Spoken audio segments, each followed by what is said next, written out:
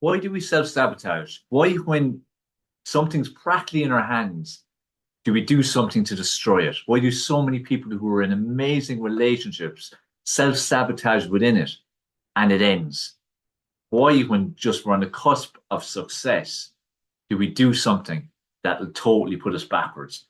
Welcome to the latest episode of the Mind Body Health Podcast. My name's Dave Sheehan, and I'm here in my podcast, which is for educating, motivating, and I do hope inspiring people just like you to live your best life. And we cover all kinds of topics. And this week's topic is about why do we self-sabotage?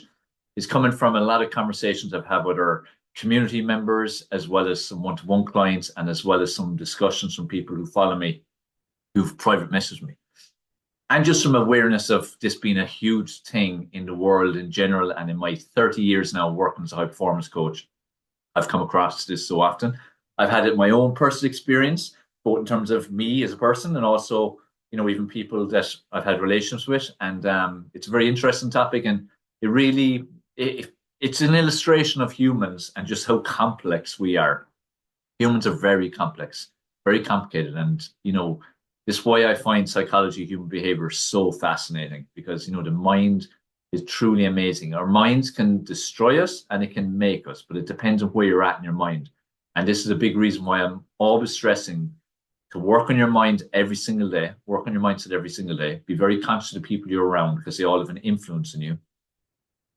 Be committed to evolving into a better version of you every single day throughout your entire life, because pretty much soon after we're born, we're being influenced. It could be negatively or it could be positively, be either or a mix. And it's important for us to work on ourselves, to bring ourselves to where we need to be for the life that we want to live. Because this is the reason we self-sabotage. You aren't born, you're just going to self-sabotage.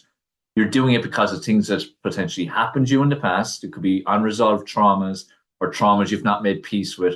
It could be limiting beliefs. It could be subconsciously you're conditioned to believe certain things are real, even when they're not real. It could be previous experiences from environments you grew up in, or you could be in college and you could be work with, it could be relationships and so on. And those experiences still haunt you if there were some negative elements to them. So, go back to the question, why do we self-sabotage? Well, look, from an evolutionary standpoint, humans are designed to naturally gravitate towards the easier option, the safer option. It's a big reason why people don't feel the fear and do it anyway, or don't take chances or inverted commas risks. Fear of failure is a real thing, when failure is a necessity to achieve success in any area of life. It doesn't matter if it's your relationships, it doesn't matter if it's in your health, if it's getting in shape, athletic performance, if it's in professional life, whether that's in jobs or running a business, and same with your financial situation. Failure is an absolute necessity, but society has conditioned us to only see failure as a bad thing, to have negative energy around failure. So we have this fear of failure. And that's a big reason, again, why we self-sabotage. But when we are in a position, so wherever you are right now in terms of your life, it may be comfort for you right now. You're in a comfort position, not under pressure either way. You're okay financially. Your job's okay. Why you like it better? You'd like to have more money too, more material stuff. Your relationship is okay, but could be better if you're in one, or you're okay on your own, but you partly would like to have a relationship. Your body is okay, but you'd like it better. Your health is okay, but you'd like it better. Okay? So when you're in that kind of situation, there's no massive urgency to do better, but it's important to do better. Because again, at a cellular level, we're growing or dying. Okay? The part you wants to. Now, whenever we start into doing something to progress ourselves, there's a resistance. Okay, you immediately have an initial resistance to do it, but that's again because of the familiarity. Okay, you're in a familiar place, a comfort place, and you're not kind of wanting to move from that part of you. Okay, at a subconscious level. When you're doing really great and you're motoring in all kinds of aspects, and you're really starting to get successful in whatever area of life, again, you're moving closer to the goal. You're moving further and further away from what's comfortable and familiar, and closer to potential and what should be exciting for you, and the potential you're realizing in your life and all that good stuff, okay? So we should be nearly sprinting towards it. But what happens for most people is, instead of pushing on even harder and faster to get there faster, we're starting to feel a little bit like disorientated, overwhelmed, unsure, uncertain, nearly part of them again missing way things were because that was more familiar, that was more comfortable for them. And then without even realizing a lot of time, people then start to self-sabotage. Now this happens a lot in relationships. I'm going to a bit more depth as to why in a second. But and then what happens is they literally destroy where they're at and they literally go back to where they were in the first place. And that's self-sabotage. As I said, the same happens with people trying to set up a business and they might get so far or even start it, but then they let the whole thing go to shit. And again, it's self-sabotaging when people really look at it. Because at the end of the day, every single day, our decisions and our actions are deciding what our future looks like, as well as like this exact moment is determined by what you decide to do, which you decide to listen to this. So you created that reality. Every decision we make leads to a reality. Every action we make leads to a reality. So we're creating a reality all the time. Okay. Now, relationships is a big one. There's many people who seem to go from one abusive relationship to another. And it's very hard to understand why would they do that. Okay. And it's even more hard to understand if there was someone who was abused in their own childhood, for instance, or at some stage in life, where that be physically, verbally, sexually, or a combination of all. And to the outside, it's like, what's going on? Why do they keep? Why don't they just go and have a, stop being bad people? Would that be male or female? People who abuse them. Why are they doing it?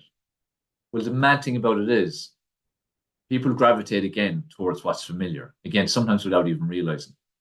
So a person who is repeatedly in relationships of abuse of some sort, that's familiar, that's normal, that's comfortable. It's horrible, they hate it, big part of them absolutely hates it, but for another part, that's their safe zone. As crazy as that sounds, that's their safe zone.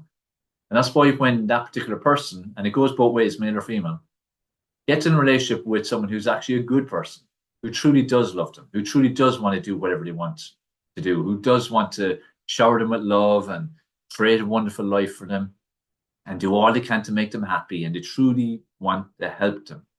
And that person, for a while, will think this is absolutely amazing, so different to all my other relationships. This is what I've been waiting for my entire life. They'll be so happy. And then they'll get to a point, maybe 3 months, 4 months, 5 months, 6 months down the road, when it'll be a case of subconsciously again, or consciously, it could be a bit of both. It's becoming a bit uncomfortable because it's so different. And once you kind of good length of time in, you're kind of in it then. And there's no really danger of this becoming permanent. But this isn't comfortable. This isn't what I'm familiar with. So they start to self-sabotage. They start to be a slightly different person. They start to create arguments out of nothing. They start to pick up on little things that before were nice, suddenly making them into a bad thing. They start turning things around. They start becoming, but ultimately, it's like a mechanism to make sure the relationship ends. So they then go back to out of that, which is more comfortable, and unfortunately, most likely going into a relationship that is more like the previous ones, and more like what they were used in the past, where maybe they experienced some kind of abuse. Now, again, this can be hard to get your head around, but it's the reality and how again humans work. Now, this is only if you're not working on yourself. This is why I stress to you, it's so important for you to work on yourself all the time. As I said, evolve into a better version of you every single day. Be committed to that, okay? Now, it's the exact same thing. That's a relationship. Exact same thing if you're trying to get in shape, lose fat, get toned, become better, able to move and more mobile and so on. And you could be terribly overweight, unhealthy, pains in your body, everything, right? And you've been like that for years. And then you decide, look, enough's enough. I want to get in shape. I'm going to do it. And you go to get in shape. And starting off again, it's hard. And part of you is dragging you back, want you to not do this. That's again the part you want to stay where it's at, where it's familiar, okay? So again, self-sabotage to a small degree, but because it's a start, like in a relationship, you're overriding it because you're excited about the potential and you're loving the feel while you're also hating it at the same time. So you're pushing on, and you're starting to lose some weight. You're getting trimmer. Clothes are fitting better. You're feeling better, more energy. Everyone's amazing. Everyone's noticing that you're feeling and looking amazing. And there's such a difference in your motoring. A few months down the road, then all of a sudden you start to pause a little, plateau a little bit, make excuses, start playing the blame game. What's going on? I'm doing the same as I always were, even when you weren't, when you're not. But you're lying to yourself. And you might, if you have a trainer or coach, you're lying to the coach. Because you are starting to slip things a little bit. But why is that going to happen? It's because you're in an uncomfortable zone. That's why I always say to people, it's a danger zone is always a month. But when you get to a month, you will definitely have had changes. You'll definitely feel better. And it's very easy to Whereas at the start, you were in disgust of yourself. By a month, you don't feel as disgusted. You have a bit of complacency, and you can let that complacency take over, and then you start to let things slide. Once it starts sliding, it slides. Okay, it's a danger zone. Let's take the person who's a few months in, doing amazing, looking amazing. Even say they get to the point where they look amazing, like they've achieved their transformation goal. Why do most of these people end up going back to where they were? And it's the truth, most do. It's even all these TV programs like Biggest Loser and Transformation, all these different things are on TV around the world. They show you them getting to a point, but they don't show you after. But after, the vast majority go back to where they were. Why is that? Again, go back to why do we self-sabotage? Because we're not working on ourselves on a continuous basis. We're not working on our mindset. We're not working on our thought process. We're not working on our own psychology. We're not working on our behaviors and our thought process and our actions. So if you're not working on those things, if you're not making peace with traumas from the past, if you're not cutting the chains, the limiting beliefs that you have as well and conditioning, you're not actually different than you were when you started. So you're always going to revert back to what's easier. It's like I said at the start, evolutionary, we go for what's easier, what's familiar, what's comfortable. You know, and back then, thousands of years ago as a caveman, that made sense because there was so much uncertainty and there was so much to be afraid of that you weren't going to take the risks. Nowadays, it's a completely different landscape. But unfortunately, we're taking it in the same kind of fight or flight kind of mentality, evolutionary, into normal life and aspects that we don't need it in. And it's holding us back. But you need to work on your mindset. It's so, so important. But like for that person who's got in great shape, then it starts to revert. And then once it starts to revert, they don't stop it. And then it goes and it's literally part of them missing the old them. Even though that could be them, 10 stone overweight, not able to move, lying on a couch all day, just stuffing their face all the time, feeling terrible, no energy, terrible sleep, all kinds of health conditions. Horrific. You think, why would you ever want to go back to that? But as crazy as it sounds, it's because it's comfortable and it's familiar. I hope this is making sense to you, and I hope even you can see in your own life where there's been situations of this. Because if you haven't worked on yourself, or you're in the journey right now of working yourself at this, you know, you're in the early stages, you will definitely have situations of this. What happens over time, if you are continuously working yourself and being committed to evolving into a better version of you, you will be getting a better grip on it, and you will recognize and be more self-aware that you're doing this sometimes, you know, self-sabotaging, and you'd stop it. That's the difference. When you get in a strong mindset, that is, okay? It's the same thing again with people in business or money. So people might, for instance, be struggling, always struggled, grew up in a family that struggled, themselves they struggled. And then let's pick the perfect example, the lotto. Someone who's typically always struggling, never really had much money, all of a sudden you get all this money, a couple of million, med for life, should never need money ever again. What happens? Usually within a year, they're penniless again, back to being broke, back to living the life they were. Why does that happen? Now, one part obviously is not being able to manage money and so on, but it's very easy to get advisors to sort that out if you really wanted to. The biggest thing is they're in very uncomfortable territory. And again, while it's amazing, it's what they always dream of. Like people always say, I'd love to win the lotto, because they think that when you get that, they're going to be able to do whatever they want and they'll have no problems and so on. If you haven't the mindset to manage it, then you're just going to get rid of it. And that's again what happens. People start self-sabotaging because they have no money mindset. They're not used to managing it. They don't know how to think about it because the whole kind of way of thinking around it to optimize, and they self-sabotage. And when they're self-sabotaging, they literally just start spending, get rid of it, because part of them's thinking, I need to get rid of this. This is uncomfortable for me. This is very unfamiliar for me. I need to go back to where I was. And they keep doing that until it's gone. Does that make sense? So people, again, are all self-sabotaging, just as well as like actually, in terms of the getting in better shape, better health, money, professionally, and so on. Another thing is people care so much what people think because their own self-esteem is not where it needs to be. Again, why you need to work on yourself all the time. So when you're trying to grow and become a better person in your own life and live the life you want and create the life you want, people who are in your circle are going to start trying to pull you back. They're going to start trying to sabotage you themselves because you're making them feel uncomfortable. Okay? Because they're seeing what they want to do, but they're not doing it. They see you doing it. They see you improving, becoming a different person, but that's just highlighting to them what they want, but they're not willing to put the work in for. So they try to pull you back. Sometimes it happens that person will give in and just come pull back, okay, straight away. But if you're not and you keep pushing on and the gap gets bigger and bigger, this again is where sometimes people care too much what other people are thinking. And they then start to self-sabotage and start again reversing all the good work to get back to the familiarity and comfort zone of those people whose opinions they care about. So this is again, I stress why I'm so big on if you work on these areas and get in a good place in them, your self-love, truly love yourself and truly embrace who you are and your own uniqueness, that's a superpower.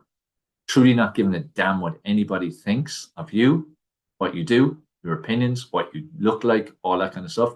It's a superpower.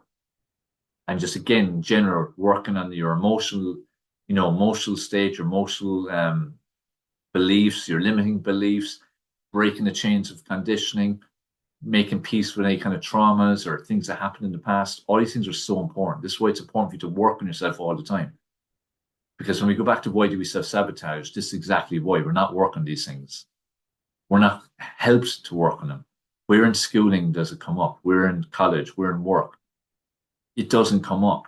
So unless again we become more self-aware that, look, you know what, this is why this is happening. This is why I keep going backwards. This is why I keep doing repeated actions. This is why I keep self-sabotaging. Then at least you're in a position where you can grow, you can learn, you can identify the triggers, you can identify what you do when you do this type of thing, and you can do an alternative action that will actually keep you going. Because the key thing is to remember, you want to move further, you want to grow at a cellular level, we're growing or dying. You do truly want to get better in different areas of your life. Just a case whether you keep going and get over that hurdle of where part of you want to self-sabotage because it's unfamiliar territory. It's uncomfortable for you because it's unfamiliar. So there's a draw to go back. We need to resist that. We need to keep moving forward, keep striding forward. And again, this is where it's in relationships, where it's in your body shape, where it's to do with your health, where it's to do with your professional life, so job or career, or if you have a business, and to do with your finances. You need to keep a hunger alive for moving forward. You need to keep aware that you will start self-sabotaging. So you need to be working on yourself to counteract that and to grow in terms of your mindset's resilience, to grow the control you have over your thought process, which in turn leads to your decisions, which in turn leads to your actions. So control over all that. Control over your emotional state, because we are emotional beings, so we react to our emotions, good or bad. So again, control over that. So I hope that's kind of made sense to you in terms of why do we self-sabotage. It's kind of very kind of deep topic, and it can be a tough one for people to kind of listen to and face and all, because it's tough real life situations usually. But at the end of the day, it's a reality. It's a reality. Most people are self-sabotaging all the time. But it doesn't have to be that way. But it only won't be that way if you work on yourself. So remember, self-sabotage is literally you being in a good place, which is so unfamiliar and so uncomfortable because of where you've come from, that you want to destroy it and go back to where you're comfortable and familiar with. Because that's evolutionary what we are drawn to do. But it doesn't have to be that way. But will only not be that way if you commit to evolving into a better version of you every single day. And as part of that, work on you, work on your self-love, work on your self-image, work on your self-confidence, work on having a healthy mind, healthy body, work on what you feed your mind, what you feed your body, work on your circle, who's around you, audit your circle regularly and eliminate those who don't add something to it. Limit those who don't add something to it.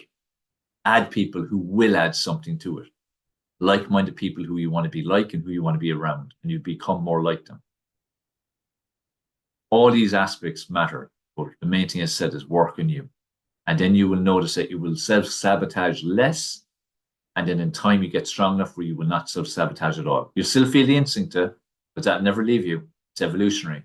But you'll be strong enough mentally that you will override it, and you'll keep striding forward away from fear. So like stepping away from fear towards possibility. And that's the way you live your life. And that's why things will always be good. And you'll have amazing relationships. You'll have amazing body shape. You'll be super fit and healthy. You'll be staying away from disease or pushing them away long into the future if they're ever going to happen, or giving yourself the best chance of never getting them. You have an amazing business or career, whichever it is you're doing. You'll be in control of your finances and be financially free. All these things will come once you stop self-sabotaging. The key is to stop self-sabotaging. How do you stop self-sabotaging? I hope what I've shared in this particular episode of the podcast has clarified it, clarified what it is, why it's happening, and how you rectify it. Any questions you have, make sure you do get in touch. Hope you enjoyed the episode. Make sure you answer the poll at the end. Make sure you leave any comments below. And most importantly, make sure you're subscribed because it all helps with the podcast get more exposure. And I'd really appreciate if you share this particular episode far and wide because people need to hear these episodes because they're on powerful topics that will change your life. And personally, again, I'm just living my purpose, which I feel is to make a positive impact on millions of people all over the world in my lifetime. So I'd really appreciate if you can help me to do that by sharing this out there. And if you'd like a free discovery call, get in touch. Happy to jump on a 30-minute call for free, help you see where you're at and help you to move forward and give you a few tips. If you'd like to join our community or get in one of my coaching programs, again, get in touch as well. We'd love to work with you and take your life to the next level. So hope you enjoyed the episode. Let me know. Look forward to hearing and chat to you in the next episode.